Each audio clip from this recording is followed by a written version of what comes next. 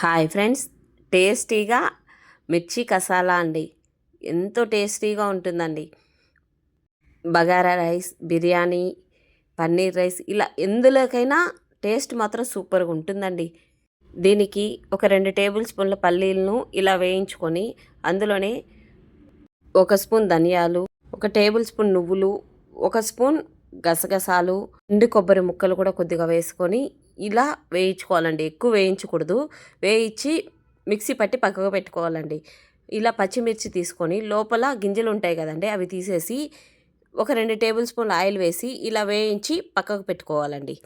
ఇలా పక్కకు పెట్టుకునేసి అదే కడాయిలో ఇంకొద్దిగా ఆయిల్ వేసేసి అందులోనే కొద్దిగా జీలకర్ర, దాంతోపాటు కొద్దిగా మెంతులు, అలాగే సన్నగా కట్ చేసి పెట్టుకున్నటువంటి ఉల్లిపాయ ముక్కలు వేసేసి బాగా వేయించుకోవాలండి.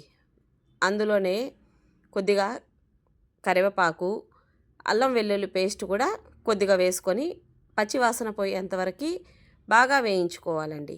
వేయించుకునేసి మనం ఆల్రెడీ వేయించుకున్నాం కదండి పల్లీలు, అది పేస్ట్ చేసుకొని ఇందులో వేసేసి అందులోనే కొద్దిగా పసుపు, కొద్దిగా కారము, గరం మసాలా కొద్దిగా వేసుకొని బాగా కలుపుకోవాలండి. కలుపుకొని రుచికి సరిపడా ఉప్పు వేసుకొని ఇలా ఆయిల్ సపరేట్ అయ్యేంత వరకు వేయించుకోవాలి. చిన్న నిమ్మకాయ సైజ్ అంతా చింతపండు గుజ్జును కూడా ఇందులో వేసుకోవాలండి. ఇందులో వేసేసి మనకు ఎంత వాటర్ కావాలో అంత వాటర్ యాడ్ చేసుకోవాలండి.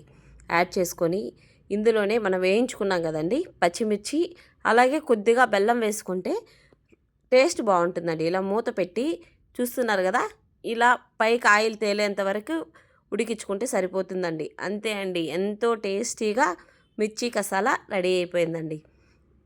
టేస్ట్ మాత్రం సూపర్గా ఉంటుందండి. మీరు ఒకసారి ట్రై చేసి మీకు ఎలా వచ్చిందో కామెంట్ చేయండి. Thank you for watching.